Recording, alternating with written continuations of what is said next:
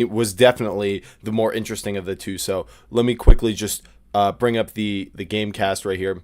As you can see, the Seahawks were able to come out on top in this one, 31-27, and this game completely lived up to every expectation that we had. Every question that we had going into this game was answered or resonated with the audience as we watched. And Sam Darnold, he was one of the biggest highlights to me in this game, as him showing up in this game the way he did with JSN was just completely unbelievable and quite the sight to see. You know, the history he has against Chris Shula, 1-3 over the past 2 years, and the absolute biggest of games, a narrative that had carried through this season, something I had criticized him for at the end of last year, heading into this year, early on this year, until eventually after that first one, even though he had an ugly game, I said, something's different here. Something's different here with this Seahawks team. I think they can get it done. It really is on Sam Darnold. And in this game, he didn't disappoint. He actually showed up huge for the Seahawks team. 25 of 36 for 346 passing yards and 3 touchdowns. He only took 3 sacks. The running game, you can see, wasn't anything crazy. 26 carries for 75 yards. Kenneth Walker, you know, he was important on that first touchdown. After the amazing pass to Rashid Shaheed, great aggressiveness by the Seahawks to start off this game. But the running game wasn't really what won the Seahawks this game. You know, they stayed true to it. They did, you know, use it the entire game. But it wasn't helping Sam Darnold. He was in so many third and long situations in this game, and it really put him to the test. But as you can see here, they were 7 of 13 on third down. And I thought this had something that showed you the split between passing and rushing first downs. But either way, it was Darnold to JSN this entire game. You can see even the little clip that they have on the game cast of the one-handed catch that JSN made earlier in this game.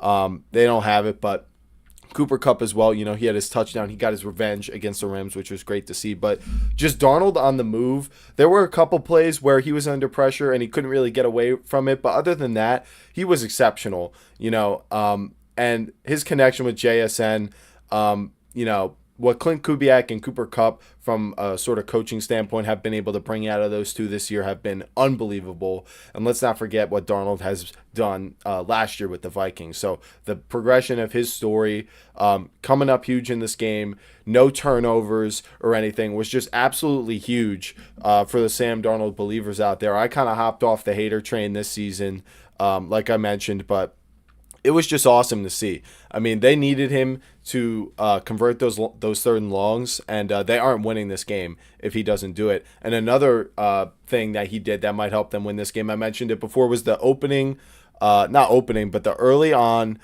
pass to Rashid Shaheed on 3rd and 5, a 51-yard pass down the right sideline to Rashid Shaheed, who gets tackled, in the red zone, and they go ahead and punch it in with Kenneth Walker. That opening play, Rashid Shaheed, early on in these playoff games, we know with the kick return versus the 49ers, ever since they've acquired him, I felt like that was such a great trade because he's like a missing piece of explosiveness that this offense really needed, and it allows Kupp to be like the third wide receiver and just kind of operate out of the slot, be that third option. And that was so huge for the Seahawks team because, as you can see, the Rams are just climbing back from that moment on. They take a brief lead before halftime, but the Seahawks are the ones who are able to convert after trading punts to go ahead and get a touchdown, and the Rams with the ball, just not enough time, only 20 seconds, aren't able to get into field goal range. So they take that lead, and from that moment on, it was just one more turning point. It was the muffed punt by the Rams that it was completely deflating for this Rams team.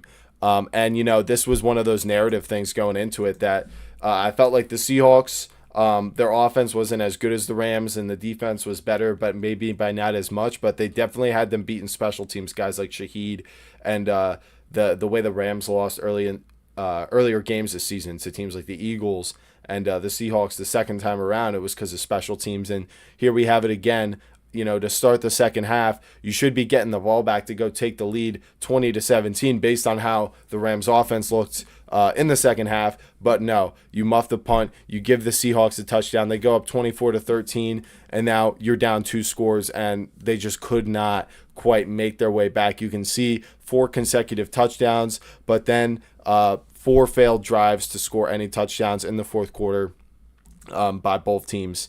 And it was just a complete team win by the Seahawks team. The 3 phases of football, they are the best team in the NFL when it comes to offense, defense, and special teams. We'll get to the Patriots and everything like that, but this is something I felt about the Seahawks team, that was the advantage they had over the Rams, and the Rams couldn't have one of these special teams mishaps, and if they did lose, I thought that's why it would happen. So there we go. I picked the Rams to win this game. The Seahawks winning was certainly not something I thought was out of the realm of possibility. I thought it would be this NFC Championship matchup for about the second half of this entire season, and I thought it would be close. After that first game, with Darnold having those 4 turnovers and them only losing by 2 points, it was like I really changed my view on them, and so, like I said, I did pick the Rams, but it was certainly no, massive shocker to me that they were able to come up with the win here. Now, on the other hand, we had Matthew Stafford and Sean McVay really catch fire and, hit their stride in the second half. They had a much better running game in this one, 5.2 yards per carry compared to 2.9. So Stafford had the advantage from that point, but don't get it twisted. He made a ton of amazing throws in this game to guys like Parkinson, Nakua over the middle, Devontae Adams. He was playing amazing in this game. 4 for 89 and a touchdown, multiple really deep, grabs for him. And it was actually starting to look like the momentum was going back into the Rams' favor as Tariq Woolen had a personal foul, player misconduct thing, chirping at the sideline and converting what would have been 4th down for the Rams, 4th and 15, into a 1st down. And it looked like that wide receiver duo was really just heating up with Stafford, and they were coming back, and they were on pace for it. But as we discussed in the fourth quarter, things fell through. But where they did have a chance was in the fourth quarter. They went for it on 4th down, and the Seahawks were able to get a stop. It just seemed like McVay kind of wasn't super sure about the play call, sprinting down, wondering if he should call a timeout. And they went ahead and ran it, and the Seahawks were able to get pressure on Stafford. And, he throws it over the deep middle of the end zone, and they aren't able to convert. And it was really disappointing to see that. They had a chance to get the ball back, but they ended up getting it back with like 20 seconds or 25 seconds, just not enough time. But they were on pace to come back and win. It's just, 1 or 2 plays. When you look at the 4th down attempts and conversions, the Rams went for it twice and only got it once. So they did get it one time, but the Seahawks did not go for it on 4th down one time in this game. Both teams efficient in the red zone, 2 or 3, 4 or 5, just not converting on one moment, and then time of possession slightly in the favor of the Seahawks, but probably due to that muffed punt, even though that was even like right there in front of the end zone, so that wasn't going to chew up that much clock anyway. So anyway, the Rams offense had a really good day. Their defense showed up too, but the special teams is what cost them. It seems like from a coaching standpoint, the Seahawks also held up against this Rams staff very, very well. Mike McDonald looked like things were getting a little shaky for the defense, but they came up big in the end.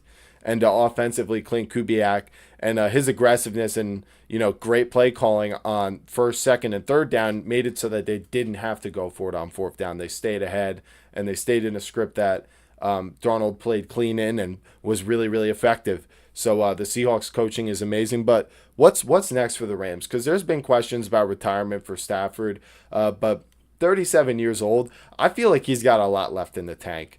And him and McVay really shouldn't be going anywhere. Devontae Adams, another year older, but, just keep giving this Rams team time to build. And they've just gotten better and better since their sort of collapse after their last Super Bowl. And I don't think they're going anywhere. even though it really seems like we're seeing some changing of the guards in the NFL. They are just on such a high level, and the level of repetition and experience they bring into each season is still going to be a weapon over, I would say, the next 2 or 3 years at the very least, until we see some talent regression from Stafford, because I'm not seeing it. The roster is still overall relatively young and being was in the process of being rebuilt over the past 2 years. So I don't think they're going anywhere. But this Seahawks team, I thought they were the best team in the NFL, but this Rams team was kind of like the matchup problem, for them, and that they would end up coming out on top in this one. Nope, they proved me wrong once again, that they are, in fact, the best team in the NFL, and there is no wrong matchup for them. So what does that mean for me and the Seahawks team? Personally, I'll just say it right now before we kind of dive further into it later. I think they're going to win the Super Bowl. I think they're the best team out of either conferences. I think they would have beaten all the teams in the AFC bracket. Clearly, we're capable of beating everyone in the NFC bracket. I didn't see anyone else but the Rams giving them, really a fair shake at beating them. So, really, really looking good for this Seahawks and Rams team moving forward. And what are the 49ers and Cardinals going to do, man? This is just brutal being in this division. But, congratulations to Sam Darnold for really defeating the allegations that many had harped on him for years. The Jets, the Panthers, all the people who had given up on him. And look at him now. He's in the Super Bowl with a chance to prove that all the haters were wrong. The Seahawks are the best team in the NFL, all three phases. Their coaching is elite as well.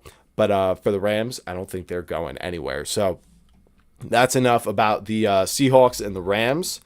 Let's move